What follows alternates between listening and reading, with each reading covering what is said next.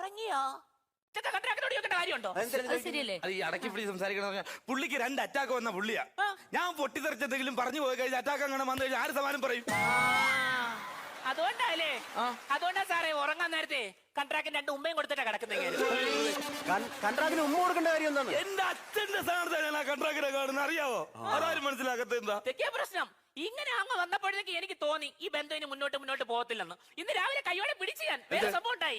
രാവിലെ ഒരു കോള് വന്നു. ഞാൻ ഓടിച്ചെന്ന് കോൾ എടുത്തതും ചെവി വെച്ച ഒരു പെണ്ണിന്റെ ശബ്ദം, നല്ലൊരു പെണ്ണിന്റെ ശബ്ദം. ഇത് കേട്ടത് ഓടി വന്ന് ഫോൺ തട്ടിപ്പറിച്ച് ഒരു ഒറ്റ ഓട്ടം വയലിൽ പോയി 10 മിനിറ്റ് അവിടെ സംസാരിച്ചു. ഇയാൾ ഏത് പെണ്ണായിരുന്നു സതീഷ്? അത് അവള് പറയുന്നത് സത്യമാണ്. ഏത് പെണ്ണായിരുന്നു? അത് കസ്റ്റമർ കെയർ എന്നൊരു പെണ്ണ് വിളിച്ചു 10 മിനിറ്റ് കേട്ടോണ്ട്.